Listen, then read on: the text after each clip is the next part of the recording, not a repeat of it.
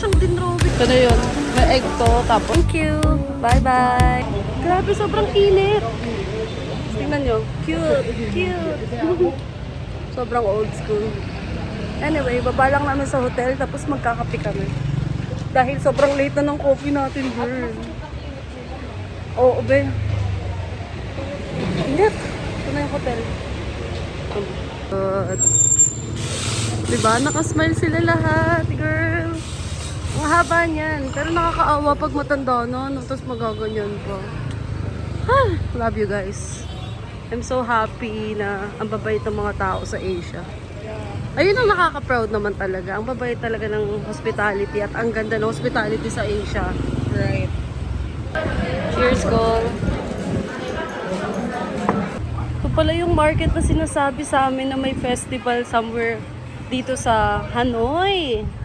Tama yung timing. God, I'm so happy. Grabe, alam mo ngayon, tama yung sinasabi nila may festival something dito sa Hanoi. Parang celebration ng autumn nila. Yeah. Starting. And grabe, ang gaganda ng mga binibenta. Tingnan mo. Ganda dito. Feeling ko lagi tayo nandito. Uy, may guwasyo sila. Guwasyo, 80,000. Ang cute. Girl, ano to mga master chef? Quyết định về việc xác lập kỷ lục Việt Nam. Hội đồng xác lập kỷ lục Việt Nam căn cứ quy trình xác lập kỷ lục Việt Nam của Cổ phường Hai Thái Dùng Masan với mô hình chai nước bẩn Festival đa phương ata. ở Lý Sơn trưng bày 63 món gọi đặc sắc vùng miền lớn nhất Việt Nam được thực hiện bởi 20 nghệ nhân đầu bếp chuyên nghiệp đã chính thức được xác lập kỷ lục Việt Nam. Pero init, girl. Kailangan na natin ng coffee, ng something refreshing. No. Anong number? Pepsi na lang? Pepsi? Right, to. And then, Wait lang. accept. Ay! Ay, putik. OA. Nagulat ako, be. Papanood mo to kay Tita Flor, ah. Kung baka sa loob maiwan. Punta na tayo ng pagoda. Para hindi tayo pagoda. Cute nila, nanay, oh. Gusto ko yung joke. Parang ang dami nilang, parang feeling ko may dancing competition, right? Kasi may event dito, eh. Something significant. Yeah. I can say, sobrang init ngayon. Mas mainit dito And ang kasi sa saddest Australia. part ay hindi malamig ang Yung Pepsi na binili namin, be, 10,000 Ay! Ang pangit pa naman ng ano, ang pangit pa naman sa feeling pag yung Pepsi na inumin mo, hindi Pero malamig. tinulungan kami ng local, tapos hindi kami humingi ng tulong. Bigla lang kami sinabi ko. Sinasabi ko parang namin, ano kung magkano ang cashier, accept nila, ang bait. Right. Ano, kasi nga, sabi ko nga, sobrang hospital talaga ng mga tao sa Asia. Na hindi nakukuha ng mga white, mga puti. That's it. Anyway. Diba ang cute? Lahat sila nakaganito. Fuck, meron tayong entrance fee. Bet mo? Ngayon na, or mamaya? I mean, Oras siya, oh. yeah. Monday, ano ngayon? Be, init na kami. Kailangan na Merong namin ng wet cooling wipes ng wipes. cooling wipes. Bigay ni Nicole. Grabe. May picture na. Yung room namin dito sa Hanoi. So, dalawang twin bed. Medyo magulo lang kasi init na kami, girl. Kaya kailangan na namin pumasok talaga ng hotel.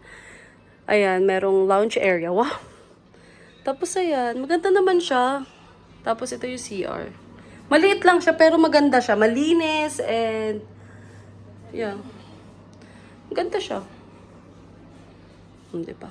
Nagpahinga lang kami saglit, tapos lumabas ulit kami. Magtutour kami. And ayun lang.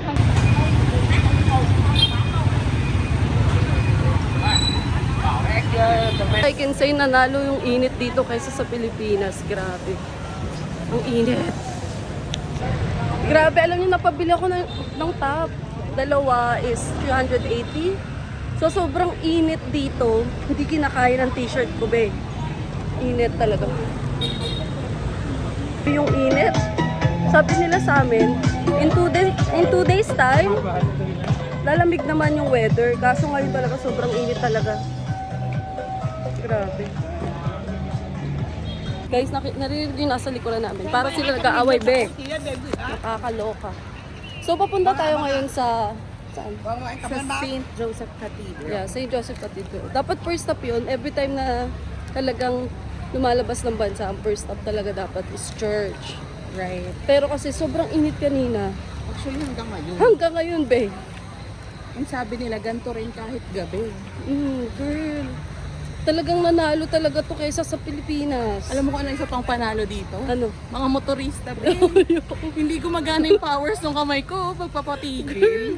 Talagang wala, no mercy talaga. Be. Mabundol-bundol ka dito. Nakakating free water. Free water yan. I don't know. Mamaya pagbalik. Init kasi. Anyway, update na lang namin kayo later. Nakakangalay kasi ito, be. Medyo mabigat. Bye. Grabe, sobrang init. Tapos yung hair ko, bawal siyang mabasa. Pero pawis na kasi. Pawis na ako din. Init.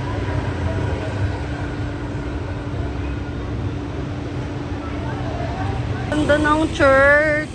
Parang hindi napapasok. Yeah, para siyang para siyang dinrowing lang, tapos nakalimutan pinturahan. Right. I mean, kulayan. Actually, kung nga siyang Manila ka dito. Yeah, ganda. Isa sa struggle dito is paano natin kami tatawid. Wow! Ang ganda. Daming tourists. Ganda ng Hanoi. Tignan mo naman, sobrang colorful. Tapos, mga coffee shop. Walang tapon. Tapos yung mga tao sa labas lang nakaupo, kumakain. Sobrang daming turista ngayon. Pero sobrang ang ganda niya. Maganda siya. I like it. It's nice. Maganda siya, no? Maambo na, ha? Fairness. Ang ganda dito. I like it. Medyo mainit lang, pero ang ganda niya. Ang ganda ng culture, ang ganda ng vibes. Everyday is so nice. So baka mag-banmi lang kami ngayon para matry daw niya yung maduming banmi. Grabe ka naman, malinis yan. Bumili ako ng isang banmi, yung sausage pork egg. So 35,000 dong siya. Parang around, magkano yung 35,000 dong? Mga less than 100. Mga 70 pesos, I think. Mga ganun lang. 35,000 dong siya. It's like 80 pesos. Grabe yung authenticity ng dito, banh.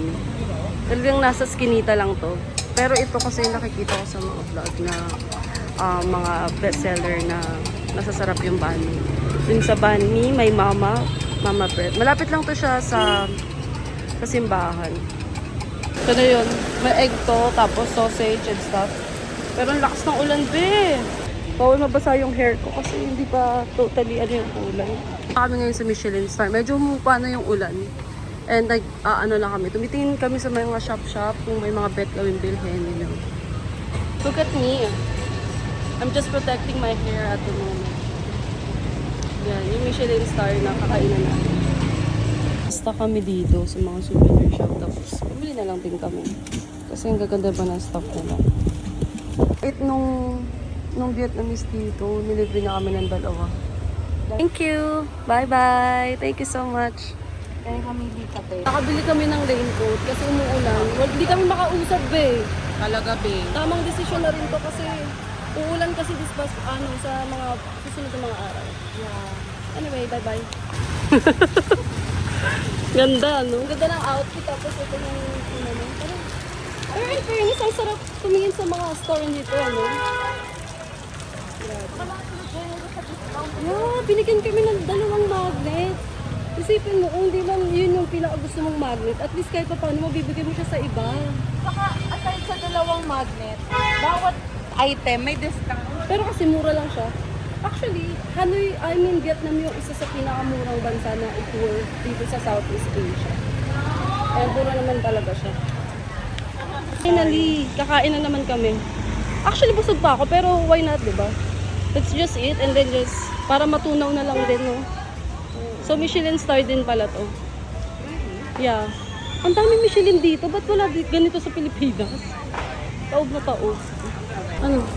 Aray ko yung kukukube. Food namin. Thank you. Ito yung food na in-order namin. So, I think 70 yung isa. Tapos 80 yung isa. So, 150 dong. And 20 each siya sa Coke. So around, etong meal na to is around like 450 pesos na. Kasama yung mga soft drinks. Hindi namin alam paano kainin to. Figure out na lang namin on our own. Kasi mukhang ang sarap na ito. Ito yung mga nakikita natin sa street food. Yeah. Tapos ito parang spring roll. Oh, ang sarap! Di ba ayun yung hinain natin kanina? Yeah. Tapos puno-puno ng greens din. Tapos garlic and chili. Maybe I'll get this one. Shit. Sobrang libre ng greens nila, no? Yeah. Top fresh. Cool. Sabi mo ba ko this one?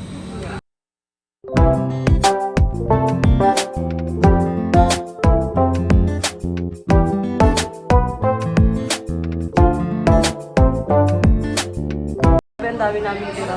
Pero kasi nanginayang ako, bakit nagsiserve sila ng ganyan kadami, tsaka yung noodles. Eh mostly lahat ng tourists dito, yung kinakain lang is yung meat nila. Pero masarap siya, right? You like it? Magkano bill natin for this one? 190, it's like 400 pesos. Not bad. It smells like vanilla It's coffee. roti with a little chop no, hazelnut. Ah, hazelnut. Yeah, yeah, yeah. And this is the famous coffee, and I like it. You like that one? 30,000 dong per ano. O, diba? Nagtanong lang siya, babe. Plastic niya na talaga. Kaloka. Ito yung mga food dito. Uwi na lang kami kasi maaga pa kami tomorrow. And medyo malakas na rin yung ulan. Yeah. Ayun lang naman. Me, Mom. 8 minutes walk lang naman to. Tapos pahinga na and that's it. Parang dito yung inuman, capital ng Hanoi. Maraming bar dito, guys. Pero ayaw na namin uminom. Max na ang bangko namin. Mas lang kami saglit kasi nag-crave kami sa something eh. Punta kami convenience store. Something na hindi namin masabi. Oo. Mabigat kasi rin sa tiyan yung kinain natin. Pero kasi parang kulang pa siya talaga. Saka parang buong araw, yun yung kinakain namin. Walang panabla. True. Ano pa? Ang saya.